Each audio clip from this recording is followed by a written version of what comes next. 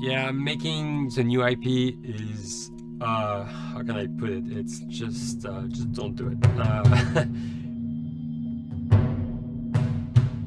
It's insane. I mean, it's a very difficult process. You have more questions than you have answers, especially when you come from like you've been making Uncharted 1 and Uncharted 2, just kind of like now like things are going, you just kind of like good momentum, and then suddenly that momentum like just drops, it stops.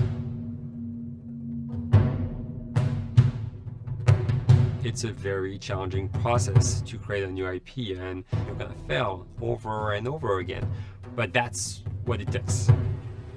New IPs are really hard. They're hard because you don't know what's fun yet. You're building new tech, new AI, establishing new characters, new art, all this. You don't get that controller in your hand for like 6 months to a year. You don't know what it is yet. I remember like ages ago coming on the project and what are the infected gonna do? Like, what are they gonna do? They're gonna behave like this. I'm like, okay, we're like trying to imagine what's gonna happen. Fast forward like 4 months, they don't do that at all because it didn't work, right? It's hard mode, right? Like it's game development on expert. There's a big thing about making a game, right? Which is a game has to be fun. You get your first build where everything's working. You got player mechanics. You can walk around the world. You can shoot. You can melee attack people. You've got the AI in there. They're very intelligent, very difficult, and it's totally not fun because they snuck up behind you and murdered you in a second, and there was no way to figure out what was going on. We're making a game, by the way. Hey, James.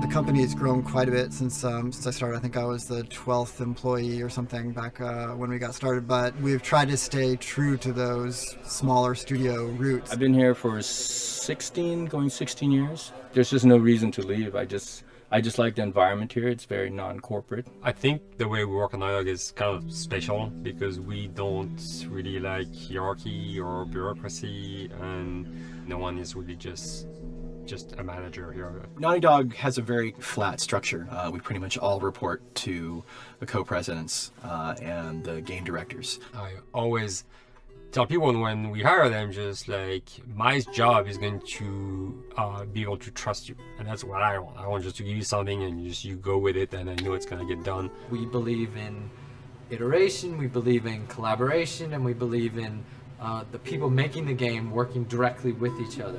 When we have designers and artists, animators all mixed up, anybody that's working on the same tasks, the same characters, the same areas, put them next to each other so they can communicate a lot better. We don't have a lot of meetings because if you need something to get done, you just walk over and you talk, and then you go back to your desk and you finish it up. And I really like that. I like when I just walk in the office and I see just designers talking with the programmers or programmers over the animators and talking to them. I think that's when really the magic happens. Naughty Dog, we really try to cultivate a culture where anybody can criticize anybody else's work. And we encourage people to be blunt about it and not try to sugarcoat it too much. It takes too long to be nice sometimes. It's not personal. It's based on more like how can we make a better game. We want everybody to have a voice. We want to cut out all the bullshit if we can, making sure that people are making decisions not based on ego, but what is going to benefit the game. When you see that people trust your opinion and that they value it, it's such a great feeling. You really feel like you're working as a team on a collaborative effort. We want to sort of remember where we came from and you know why we were successful then, and try to continue that success now. We make games. That's what we like to do.